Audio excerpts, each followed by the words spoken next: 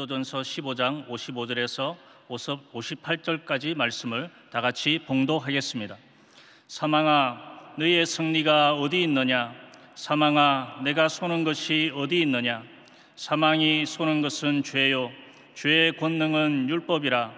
우리 주 예수 그리스도로 말미암아 우리에게 승리를 주시는 하나님께 감사하노니, 그러므로 내 사랑하는 형제들아, 견실하며 흔들리지 말고 항상 주의 일에 더욱 힘쓰는 자들이 되라.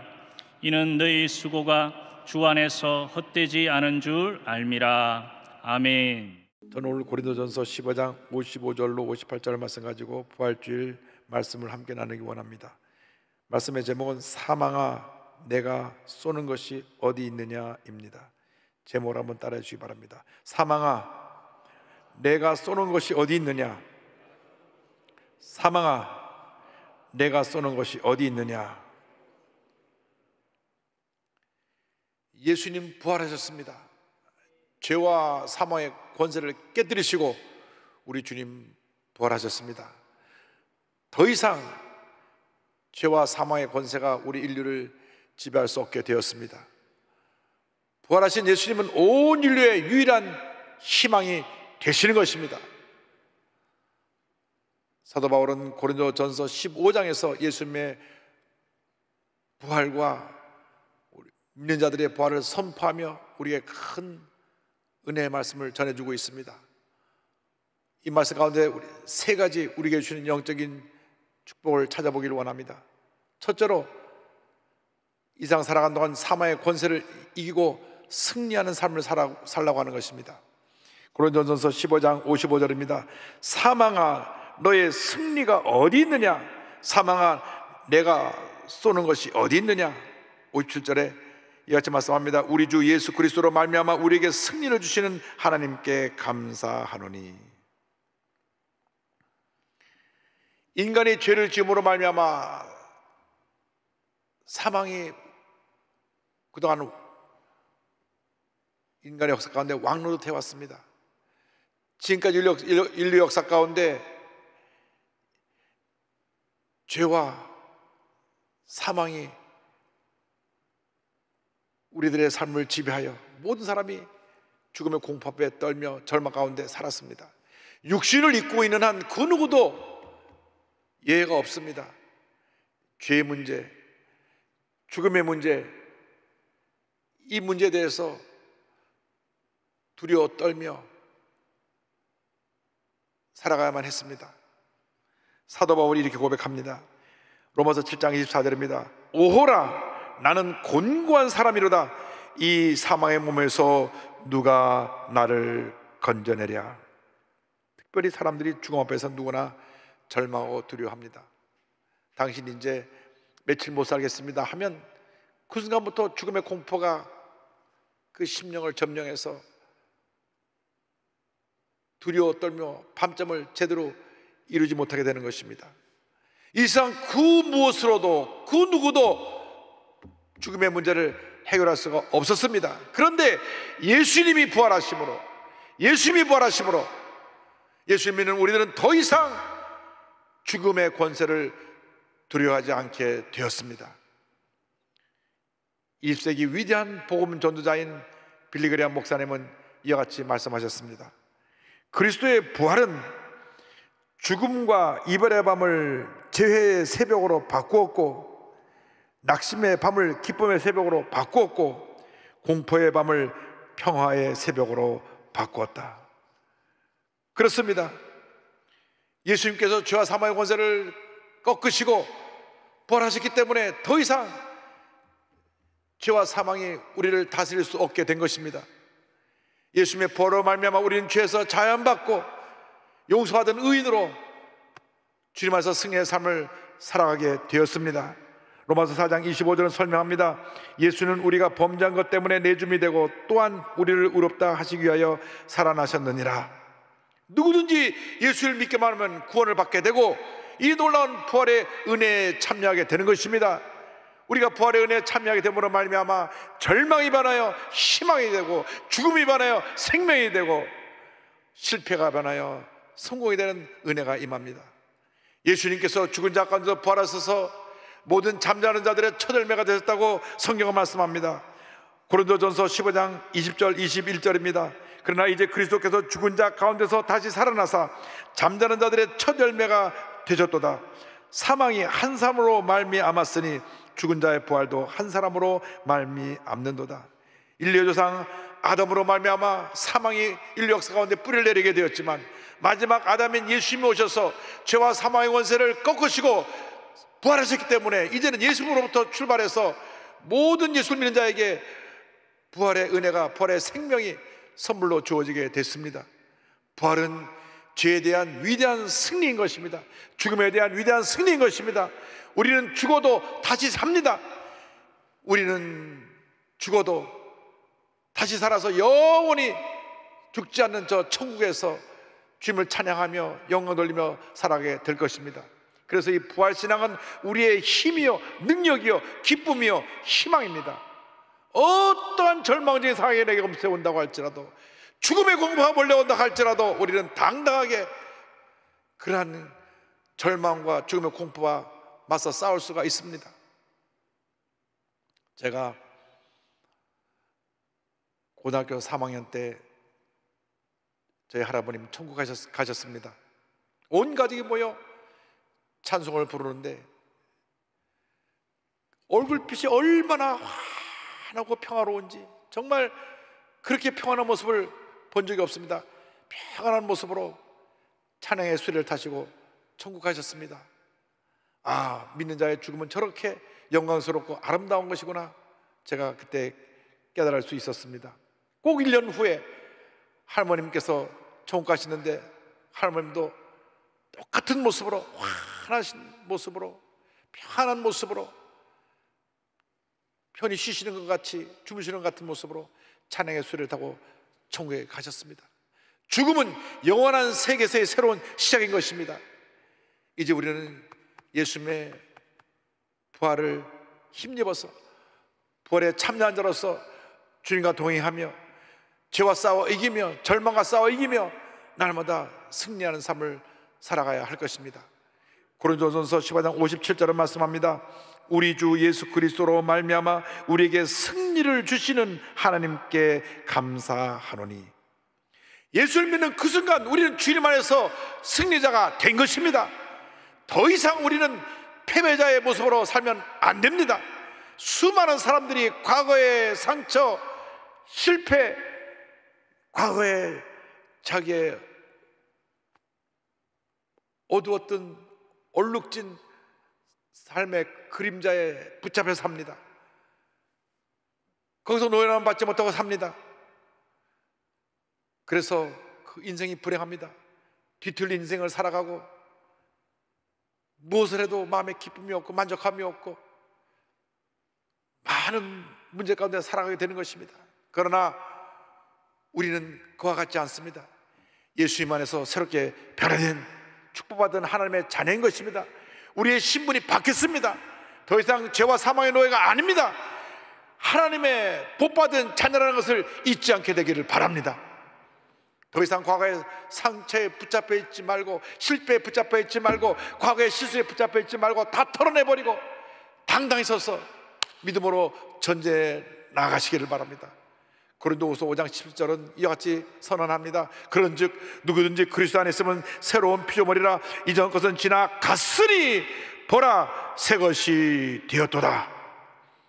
죄와 사망을 이기신 예수님께서 우리의 구주자가 되어 주셔서 우리의 일생과 함께하여 주시며 우리와 동행하여 주시며 죄와 절망과 싸워 승리하게 만들어 주시는 것입니다. 모든 문제와 어려움과 싸워 승리하게 만들어 주신 것입니다. 우리를 낙심시키고 우리를 절망시키고 우리에게 고통을 가져주고 삶을 포기하게 만드는 수많은 문제들을 당당히 싸워 승리하게 만들어 주시고 주님은 내 가운데 평안을 누리며 살게 만들어 주시는 것입니다. 우리가 영적으로 무장하여 큰 믿음의 사람으로 말씀 붙잡고 나아가면 어떤 문제도 절망도 고통도 괴로움도 우리는 넉넉히 이기게 될 것입니다. 로마서 8장 37절입니다. 그러나 이 모든 일에 우리를 사랑하시는 이로 말미암아 우리가 넉넉히 이기느니라. 넉넉히 이기느니라. 가까스로 간신히 겨우 이기는 것이 아니라 우리가 십자가 붙잡고 말씀으로 무장하고 믿음으로 나아가면 넉넉히 이기게 되는 것입니다. 흑암의 권세는 물러갈지어다, 염려의 걱정 물러갈지어다. 주님께서 넉넉히 이기는 삶을 살아가는 여러분 되기를 바랍니다. 요한일서 5장 4절은 말씀합니다. 무릇 하나님께로부터 난 자마다 세상을 이기느니라. 세상을 이기는 승리는 이것이니 우리의 믿음이니라. 철저히 주님만 믿고 의지하고 나가는 여러분 되기를 바랍니다. 약속의 말씀 붙잡고 기도하면서 믿음으로 전진 또 전진해 나가면 성령의 은혜가 우리에게 임해서 모든 문제와 어려움을 이기고도 남는 그 같은 승리자의 삶, 복덩어리의 삶을 살게 만들어 주실 것입니다. 넘치는 감사와 찬양으로 나가는 여러분 되기를 바랍니다. 둘째로 우리에게 권면합니다. 견고히 서라고 말씀합니다. 첫째로 우리는 죄와 사망의 권세를 물리치고, 둘째로 주님 은혜 가운데 말씀에 견고히 서서 주님 기뻐하시는 주님의 자녀의 삶을 살아가야 되는 것입니다. 고린도전서 15장 58절은 말씀합니다. 그러므로 내 사랑하는 형제들아, 견실하며 흔들리지 말고. 당시 고린도는 돈과 사치, 부도덕이 만연했던 도시였습니다. 그래서 고린도인이 된다 하는 그 말은 방탕한 사람이 된다, 그런 말로 쓰여졌습니다. 그래서 당시 고린도 교인들은 늘 죄의 유혹을 받았습니다.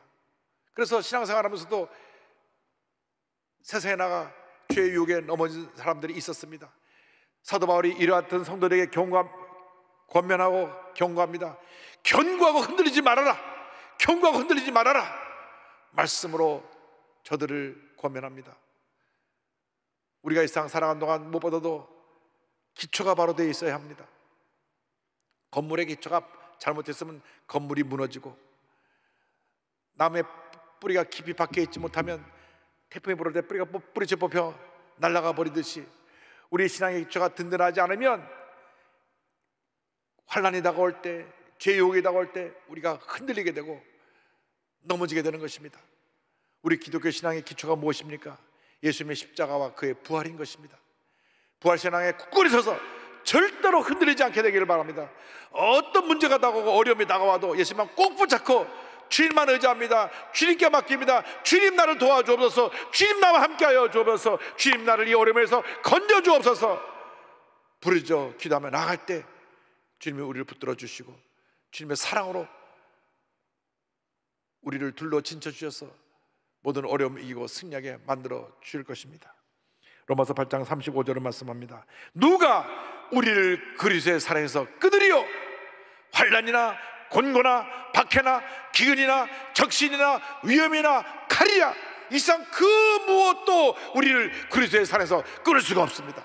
어떤 도전과 유혹이 다가와도 흔들리지 말고 부활의 예수님만 바라보며 믿음으로 전진 또 전진해 나간 여러분 되기를 바랍니다. 늘 말씀을 통해 자신을 묵상하고 자신을 바라보면서 예수의 보혈의 능력으로 죄사함 받고 변화받아 의롭게 변화된 하나님의 일꾼이 되어서 성령 충만하여 믿음으로 나아갈 때 주님의 축복이 임하게 되는 것입니다. 넘치는 감사와 찬양으로 주님 앞에 나아가십시오. 주님 이 같은 믿음의 사람들을 기뻐하십니다. 언제나 믿음의 사람을 통하여 하나님의 일을 이루시고 복 주시기를 원하고 계신 것입니다. 절대로 사소한 일에 원망 불평하지 말고 흔들리는 삶을 살지 않게 되기를 바랍니다. 이스라엘 백성들이 430년 동안 애굽에서 종살이를 했기 때문에 그 노예 근성이 그들에게 뿌리를 내렸습니다. 그래서 그들이 기적적으로 애굽에서 해방받아 가나안으로 가는 동안에 광야에서 하루길이 멀다고 불평했습니다. 불평하고 원망하고 불평하고 원망하고 부정적인 말을 쏟아놓고 하나님의 뜻을 거스리고 불신앙의 모습으로 살았습니다. 그래서 결국 하나님이 예비하신 약속의 땅 가나안에 들어간 사람은 여호수아 갈렙을 제외하고는 20세 미만의 그 자녀들만 가나안 땅에 들어가게 된 것입니다.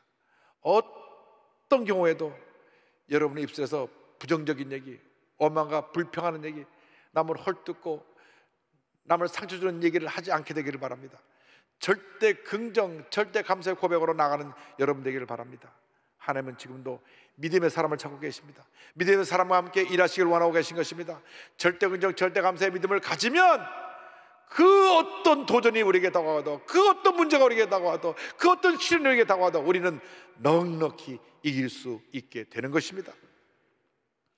히브리서 11장에 나오는 모든 믿음의 조상들이 그 같은 믿음의 삶을 살았습니다. 하나님이 그들과 함께 하셨고, 그를 통해서 일하셨고, 그를 통해서 영광을 받으신 것입니다. 우리가 믿음으로 전쟁에 나갈 때 하나님이 기뻐하시고 감동하시고 우리에게 복을 내려주시는 것입니다. 십자가 신앙에 기초하여 부활신앙으로 무장한 견고한 믿음의 소유자들이 다 되기를 바랍니다. 믿음으로 전진에 나가십시오. 주님이 여러분과 함께 하십니다. 주님 말씀하십니다. 강하고 담대하라. 두려워하지 말고 놀라지 말라. 내가 너와 함께 할 것이라. 할렐루야. 셋째로 성경은 우리에게 이와 같이 권면합니다. 주의 일에 더욱 힘쓰는 자가 되라. 주의 일에 더욱 힘쓰는 자가 되라. 부활장 맨 마지막 절은 이렇게 마무리됩니다. 58절에 항상 주의 일에 더욱 힘쓰는 자들이 되라. 이는 너희 수고가 주 안에서 헛되지 않은 줄 알미라. 예수 믿고 부활의 생명을 얻고 말씀과 믿음으로 무장한 우리는 이제 남은 인생 오직 하나님 영광에 살아야 됩니다. 주님, 내 삶을 주님께 맡깁니다. 주님 영광 홀로 받으시옵소서. 우리 삶의 모든 영역에서 주님의 영광이 나타나야 되는 것입니다. 직장에는 그 직장에서, 사업하는 사람은 사업장에서, 학생들은 학교에서, 캠퍼스에서, 주부들은 가정에서, 전문인들은 그 주신 재능 갖고 일하는 곳에서 주님의 영광을 나타내야 될 것입니다. 그리고 있는 곳에서 최선을 다해야 됩니다. 이것이 믿는 자들의 본분인 것입니다. 고린도전서 4장입니다. 그리고 맡은 자들에게 구할 것은 충성이니라. 우리가 주 앞에 충성하기 위해서 어떻게 준비되어져야 합니까? 무엇보다도 먼저 한 말씀에 순종하기를 힘써야 되는 것입니다. 우리가 늘 말씀과 동행을 해야 됩니다. 매일매일 주님 내게 말씀하여 주옵소서. 내가 주님의 음성에 귀를 기울이겠나이다.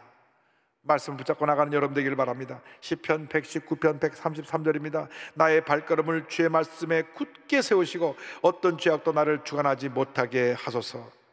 말씀을 지켜 행하면 주님께서 내 믿음이 더 굳세게 하여 주시고 어떤 문제 어려움을 당해도 넉넉히 이길 수 있게 만들어 주시는 것입니다. 나아가서 우리는 기도의 사람이 되어야 됩니다. 기도할 때 하나님의 은혜가 임하는 것입니다. 기독교 신앙은 기도의 역사로 이루어진 신앙인 것입니다. 예수님께서 3년 반 동안 제자들에게 많은 말씀을 전하셨는데 보면 어떻게 설교하라, 설교하는 법을 가르치지 않으셨습니다. 어떻게 전도하라, 전도하는 방법을 가르쳐주지 않으셨습니다. 그런데 기도하는 법은 가르쳐 주셨습니다. 우리가 말씀을 깨닫기 위해서, 말씀을 제대로 전하기 위해서 기도해야 되는 것입니다. 우리가 주님 뜻대로 살아가기 위해서 기도해야 되는 것입니다. 왜 믿는 사람들이 자꾸 시험에 들고 넘어지고 상처를 받고 무너지느냐? 기도하지 않기 때문인 것입니다. 왜 믿음이 약해져서 염려하고 근심합니까? 기도하지 않기 때문에 그렇습니다. 고린도전서 16장 13절입니다. 깨어 믿음에 굳게 서서 남자답게 강건하라. 영적으로 깨어 있어서 말씀으로 무장하고 기도에 힘쓰는 자들이 믿음의 사람으로 위대한 역사를 이룰 수 있게 되는 것입니다. 나가서 우리는 힘써 복음을 전해야 됩니다. 하나님께서 복음을 전하는 일을, 이 전도하는 것을 천사에게 맡기지 아니하시고 믿는 사람들에게 맡기셨습니다. 우리에게 이 귀한 사명을 맡기신 것은, 하나님이 가장 기뻐하는 한 영혼을 구하는 이 귀한 일을 맡기신 것은 물론 하늘에 큰 상급을 예배해 놓으셨기 때문이기도 하지만 이 땅에 사는 동안 우리가 하나님의 뜻을 이루고 하나님의 능력을 체험하고 기적을 체험하기 위해서, 우리의 믿음이 자라기 위해서 전도를 힘쓰게 하신 것입니다. 우리가 전도할 때 믿음이 자랍니다. 우리가 전도할 때 하나님의 은혜가 임합니다. 전도할 때 흑암의 권세가 물러갑니다. 전도할 때 알게 모르게 나와 함께 하신 주님의 역사를 우리가 체험할 수 있게 되는 것입니다. 디모데후서 4장 2절입니다. 너는 말씀을 전파하라. 때를 얻든지 못 얻든지 항상 힘쓰라. 범사에 오래 참음과 가르침으로 경책하며 경계하며 권하라. 할렐루야.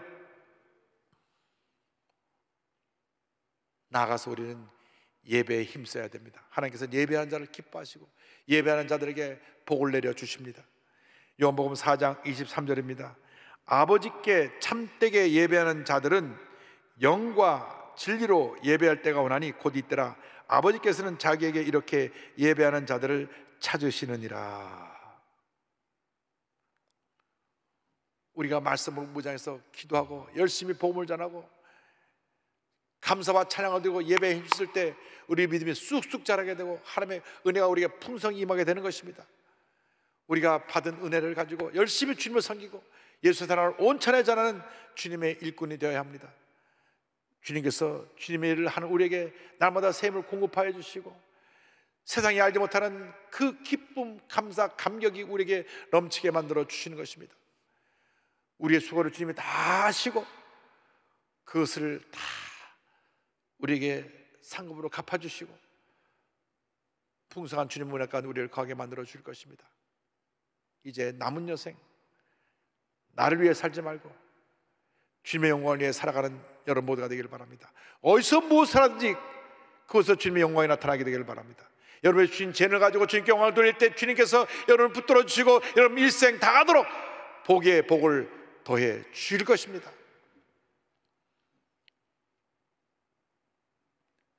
찬송에도 그런 가사가 있지 않습니까? 내 평생 소원 이것뿐 주의 일 하다가 이 세상 이별하는 날 주 앞에 가리라. 할렐루야. 이것이 여러분의 신앙의 고백이 되길 바랍니다. 주님 일에 더욱 힘쓴 자들이 되십시오. 절대로 주님 안에서 우리의 수고가 헛되지 아니합니다. 주님께서 우리의 모든 눈물과 아픔과 고통과 수고와 헌신을 다 기억하고 계십니다. 아무도 내가 하는 일을 몰라주는 것 같아도 우리 주님은 불꽃 같은 눈으로 우리를 지켜보시고 우리와 함께 하시고 우리를 도우시고 우리를 모든 어려움에서 건져주시고 믿음으로 승리하게 만들어 주실 것입니다. 갈라디아서 6장 9절입니다. 우리가 선을 행하되 낙심하지 말지니 포기하지 아니하면 때가 이름에 거두리라. 아멘. 최선을 다해 하나님의 영광을 위해서 헌신할 때 주님께서 우리에게 큰 상급으로 갚아줄 것입니다. 절망에 처한 사람들, 문제에 처한 사람들, 몸이 아파 고통당하는 사람들에게 예수의 사랑을 들고 나아가서 주의 말씀으로 저들을 치료하고 회복시키는 주님의 귀한 일꾼들이 되기를 바랍니다. 믿지 않는 영혼들을 주님께 인도하고 주의 사랑을 실천함으로 말미암아 하나님께서 우리에게 주신 놀라운 축복을 한평생 누리며 하나님 영광 위에 살아가는 여러분 모두가 되시기를 주님의 이름으로 축원합니다. 미국 산호세 근교의 실리콘밸리 안에 스탠포드 대학이라고 하는 대학이 있습니다. 미국의 명문 대학 가운데 하나인데 이 스탠포드 대학의 설립자인 릴랜드 스탠포드 씨는 캘리포니아 주지사를 역임하셨고 태평양 철도회사 사장과 상원 의원도 역임한 자선사역가였습니다. 그는 큰 부자였습니다. 근데 그에게는 하나밖에 없는 아주 귀한 아들이 있었습니다. 어느 날 스탠포드 내외가 아들과 함께 이탈리아 피렌체에 같이 여행을 갔습니다. 그런데 글쎄 불행하게도 그 아들이 거기서 장티푸스에 걸려서 죽습니다. 16살 대를 얼마 남겨두지 않은 날 1884년 3월 13일 피렌체에서 그런 숨을 거둡니다. 이 부부에게선 정말 가슴이 찢어지는 것 같은 고통이었습니다. 가장 사랑하는 아들을 외지에 나와서 잃었기 때문에 그 비통한 마음은 말로 표현할 수 없었습니다. 부부가 주님께 엎드려 부르짖습니다. 왜 이런 일이 우리 가정에 일어났습니까? 그러나 그들은 믿음의 사람들이었습니다. 절망에 머물러 있지 않았습니다. 그들이 그 비통함에서 다시 일어났습니다. 꿈을 갖고 일어났습니다. 부활의 주님이 함께 하시기 때문에 그들이 부활신앙으로 다시 일어나서 캘리포니아로 돌아왔습니다.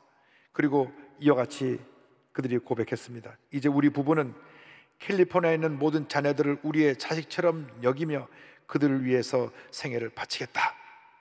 그들이 그 꿈과 희망을 이루기 위해서 동부의 MIT, 하버드 유명한 대학 총장들과 상담을 합니다.